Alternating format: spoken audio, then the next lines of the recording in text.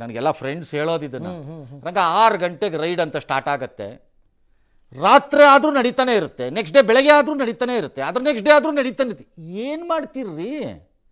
ಆ 5080 ಕಟ್ಟಿರೋ ಮನೆಯಲ್ಲಿರೋ ಪೇಪರ್ ಎಲ್ಲ ಲಾರಿಗೆ ತುಂಬ್ಕೊಂಡ್ರೂ ಮಧ್ಯಾಹ್ನದೊಳಗೆ ಮುಗಿದೋಗ್ಬೇಕಪ್ಪ. ಏನು ಮಾಡ್ತೀರಿ ಅಂತ ನಾನು ಕೇಳೋದು. ಓಕೆ, ಈಗ ಉದ್ಯಮಿಗಳು ಯಾಕೆ ಹೋಗಬಾರ್ದು ರಾಜಕಾರಣಕ್ಕೆ? ಓಕೆ, ರಾಜಕಾರಣಕ್ಕೆ ಉದ್ಯಮಿಗಳು ಯಾಕೆ ಫೈನಾನ್ಸ್ ಮಾಡಬಾರ್ದು? ಯಾಕೆ ಮಾಡಬಾರ್ದು? ಸಕ್ರಮವಾಗಿದ್ದರೆ ಯಾಕೆ ಮಾಡಬಾರ್ದು? ಹೌದು, ಅಕ್ರಮ ಆದರೆ ಬೇರೆ ವಿಚಾರ. ಅಕ್ರಮನಕ್ಕೇನಿದೆ ನಿಮ್ಮ ಹತ್ರ? ಏನೂ ಇಲ್ಲ. ಬಿಜೆಪಿಗೆ ದುಡ್ಡು ಕೊಟ್ಟರೆ ಮಾತ್ರ ಸಕ್ರಮನಾ?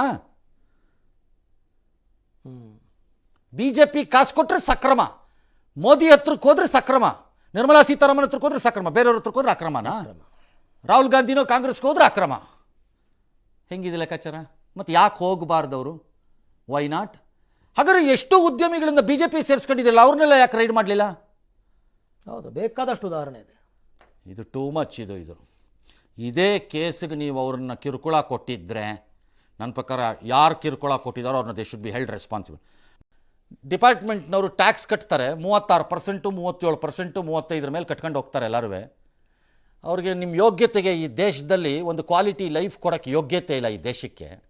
ಮಾತೆತ್ತಿದ್ರೆ ಸರಿ ಒಂಥರಿಗೆ ಟ್ಯಾಕ್ಸ್ ಹಾಕೋದು ಸರಿ, ಏನು ಕೊಟ್ಟಿದ್ದೀರಪ್ಪ ಅವ್ರಿಗೆ ಟ್ಯಾಕ್ಸ್ ಕಟ್ಟಿದವ್ರಿಗೆ? ಅದಕ್ಕೆ HNIಗಳು ದೇಶ ಬಿಟ್ಟು ಹೋಗ್ತಿರೋದು.